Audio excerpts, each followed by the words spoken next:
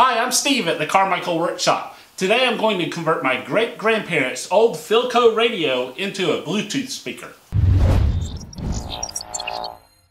Now, I found a lot of resources out there with helpful info on restoring these old radios. I've watched a lot of YouTube videos, I joined a Philco Radio Facebook group, I've read through some forums, and I even talked with one of my viewers about helping me out. Now, while I would like to restore this to its original working condition, I know that's going to take a lot of time and patience. So what I want to do today is take out the chassis and the speaker and set that aside so I can restore it later. And then I want to convert this to a Bluetooth speaker. Now there's a few different ways you can do that. If the original radio was working, there are ways you can attach an input jack and even Bluetooth capability to the original chassis, which would be cool. But since mine's not working, that's not an option. So my next option is to buy a Bluetooth speaker kit, but the ones I've seen out there are mono and not stereo. So what I've decided to do is kind of take the easy way out and just buy a regular Bluetooth speaker and mount it inside temporarily while I work on getting the radio restored. Oh wow, check that out. I think this is just sitting in here from when my dad tried to repair it last. So let's just pull that out. Wow. Oh, and look, here are the original knobs, all four of them. Saving these with the radio is totally something my dad would do. The speaker is attached with these 4 screws, but they're smooth on the outside, so I guess I'll just have to remove the nuts on the backside. I think this radio is just an AM radio, so now that I think about it, it's probably going to be more useful to me anyway as a Bluetooth speaker.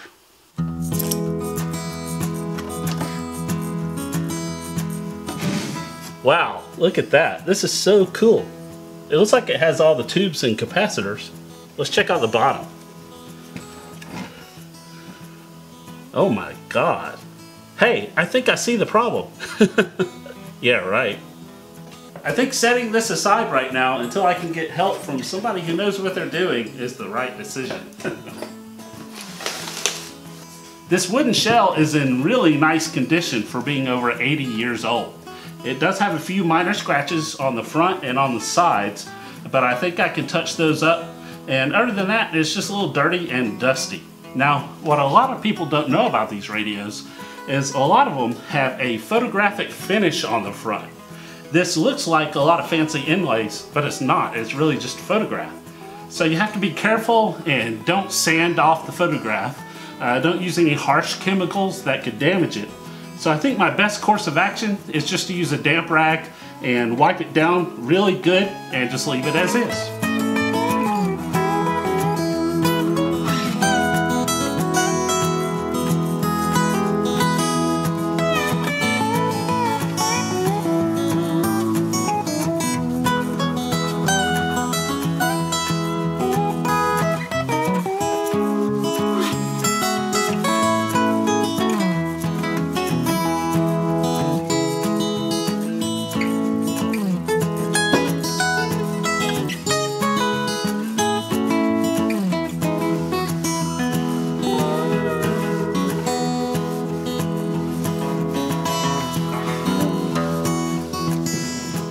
Wow, just wiping that down with a damp rag made a huge difference. Check out this rag. That's 80 years of dirt and grime, y'all. Alright, so the next thing I want to do is mount the speaker inside the cabinet. And I'm going to build a custom mount to hold the speaker in. I don't want to do any harm to the cabinet, so I'm going to use the existing screws that were there to hold in the speaker to hold on the mount. Now the speaker I chose is this one. It's an Oops Angle 3 Plus, and it got good reviews on Amazon, and it sounds good, it's stereo, and it's the perfect size to fit inside this cabinet. But the main reason I chose this speaker is that you're able to plug this into the wall and keep it on, and it'll stay in standby mode all the time. So it's always ready for you to connect your phone and play music through it.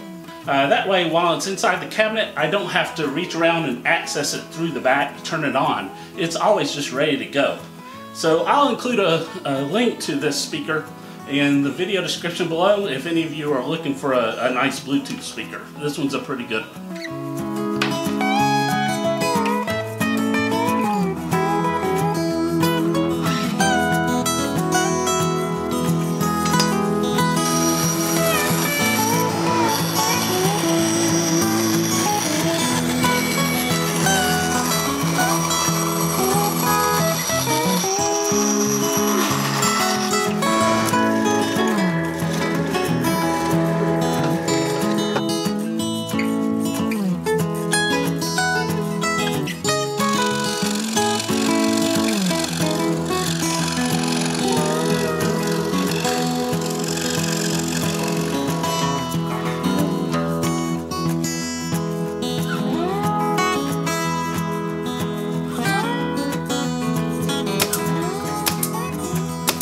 Alright, this bracket is going to mount right where the speaker was, and I put a little ledge on it so I can just rest the speaker on it, and I'm just going to stick it on there with Velcro. The next thing I want to tackle is the hole here where the radio dial was. So what I've decided to do is just print out the little Bluetooth logo, and I'm going to stick it on right there so you can see the Bluetooth logo. And I had to get an extension power cord because this cord was just way too short. And the extension I bought has an LED in the end of it. So what I want to do is attach something to the bottom of this ledge so that the LED will rest right behind the Bluetooth logo and light it up in the dark.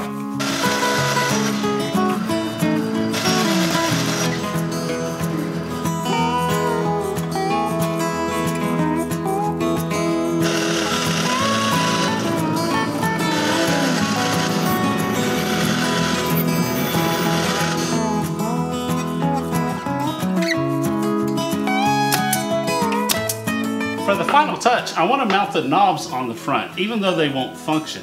But I need some posts to mount them onto. So I'm going to cut this pine board down so it'll fit in the back.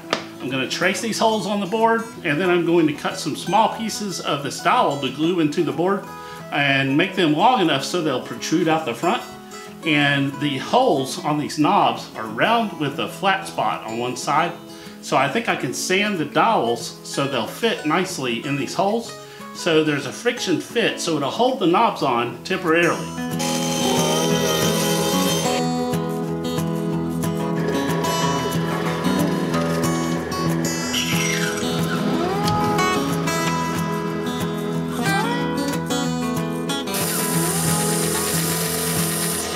Three of these knobs have a little pointer on them, so I'm going to put those three on the bottom. And the pointer coincides with the flat spot of the shaft. So I'm going to make the flat spot of all of them point upward.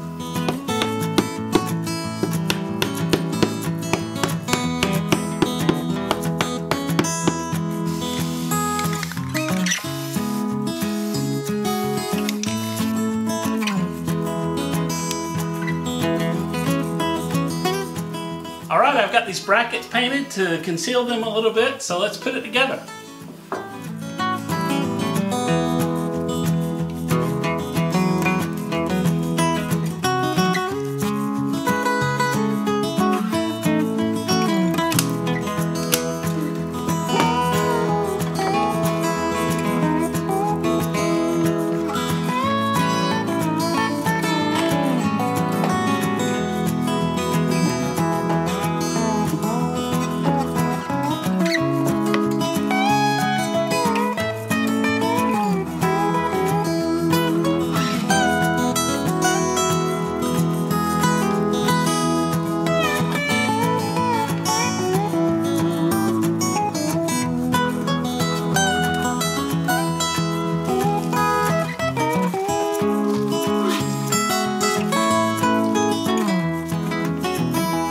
Well, here it is, my 80-year-old Bluetooth speaker. Let me pull something up on my phone so we can hear how it sounds. I know what'll sound good on this.